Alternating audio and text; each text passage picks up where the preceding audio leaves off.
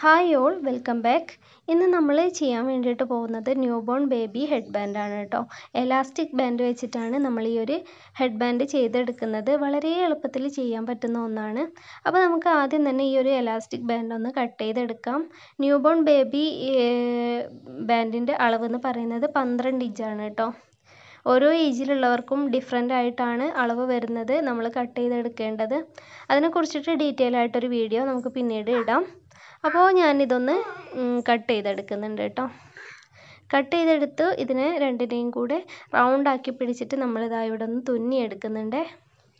അങ്ങനെ നമ്മൾ തുന്നിയെടുത്തിട്ടുണ്ട്.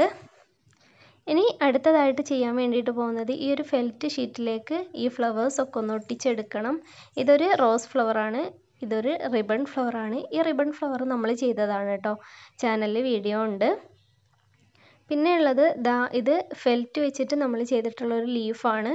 പിന്നെ പിപ്സ് ഇതുപോലെ തന്നെ മുഴുവനായിട്ട് എടുത്തിട്ടുണ്ട് കേട്ടോ. അപ്പോൾ ഇത് ഓരോന്നും നമുക്ക് ഈ ഒരു ഫെൽറ്റ് ഷീറ്റിലേക്ക് ഒന്ന് ഒട്ടിച്ചെടുക്കാം. ആദ്യം തന്നെ ഞാൻ ഒട്ടിക്കുന്നത് നമ്മുടെ പിപ്സാണ്. അപ്പോൾ ഇങ്ങനെ മുഴുവനായിട്ട് ഗമ്മിന് അപ്ലൈ ചെയ്തതിന് ശേഷം നീളത്തിലൊന്ന് അപ്ലൈ ചെയ്തതിന് ശേഷം ഇതുപോലെ നമ്മുടെ പിപ്സ് ഒന്ന് മുഴുവനായിട്ട് ഒട്ടിച്ചെടുത്തിട്ടുണ്ട്. ഒരു സെൻറ്ററിൽ കെട്ട് ഞാൻ അയച്ചെടുത്തിട്ടില്ല കേട്ടോ. പിന്നെ ഇതിനോട് ചേർത്തി നമ്മുടെ ലീഫും ഒട്ടിച്ചു കൊടുത്തിട്ടുണ്ട്. പിന്നെ ഒരു സൈഡിലായിട്ട് നമ്മുടെ റിബൺ ഫ്ലവർ ഒന്ന് ഒട്ടിച്ചെടുക്കുകയാണ്. അപ്പോൾ അതും നമ്മൾ ഒട്ടിച്ചു കൊടുത്തിട്ടുണ്ട്. ഇനി മറ്റേ സൈഡ് ഉണ്ടല്ലോ, ആ ഗ്യാപ്പിലേക്കായിട്ട് നമ്മുടെ റോസ് ഫ്ലവറിനെ കൂടെ നമുക്ക് ഒട്ടിച്ചെടുക്കാം.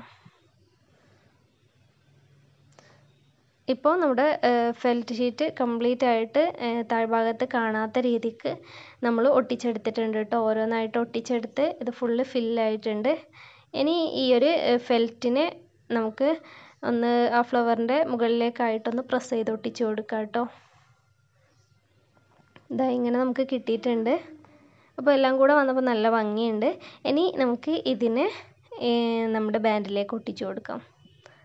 അത്യാവശ്യം നല്ല രീതിക്ക് ഗമ്മിന് അപ്ലൈ ചെയ്തതിന് ശേഷം ഈ ഒരു ഫെൽറ്റ് ഞാനൊന്ന് ഒട്ടിച്ചെടുക്കുന്നുണ്ട്. ഇങ്ങനെ കറക്റ്റായിട്ടൊന്ന് ഒട്ടിച്ചു കൊടുക്കുന്നുണ്ട്. അപ്പോൾ ഇങ്ങനെ നമ്മൾ ഒട്ടിച്ചു കൊടുത്തതിന് ശേഷം ഇതിൻ്റെ ബാക്ക് ഭാഗത്ത് ഒരു ഫെൽറ്റ് ഷീറ്റ് കൂടെ ഒന്ന് ഫിനിഷായിട്ട് കിട്ടാൻ വേണ്ടിയിട്ട് ഒട്ടിച്ചു കൊടുക്കണം. ഇപ്പോൾ ഈ തുന്നൊക്കെ കാണുന്നുണ്ടല്ലോ, അത് കാണാത്ത രീതിക്ക് നമുക്ക് ബാക്കിൽ ഇതുപോലെ തന്നെ റൗണ്ടിൽ ഒരു പീസിനെ കട്ട് ചെയ്തിട്ട് ഒന്ന് ഒട്ടിച്ചു കൊടുക്കാം കേട്ടോ.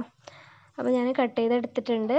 എന്നിട്ട് ഈ ഫെൽറ്റിൻ്റെ അറ്റത്തൂടെ ആയിട്ട് ഗമ്മിനെ അപ്ലൈ ചെയ്ത് കൊടുത്തിട്ടുണ്ട്. ഇനി നമുക്ക് നമ്മുടെ ഫെൽറ്റിനെ അതിലേക്ക് ഒട്ടിച്ചെടുക്കാം. അപ്പോൾ ബാക്കും ഫ്രണ്ടും ഒക്കെ നല്ല നീറ്റായിട്ട് നല്ല ഫിനിഷിങ്ങോട് കൂടിയിട്ട് കിട്ടിയിട്ടുണ്ട്. വളരെ സിമ്പിളായിട്ട് ചെയ്തെടുക്കാൻ പറ്റുന്ന ഒരു വർക്കാണ് കേട്ടോ. ഇതിപ്പോൾ ബ്ലൂ തീമിലാണ് ചെയ്തെടുത്തിട്ടുള്ളത്.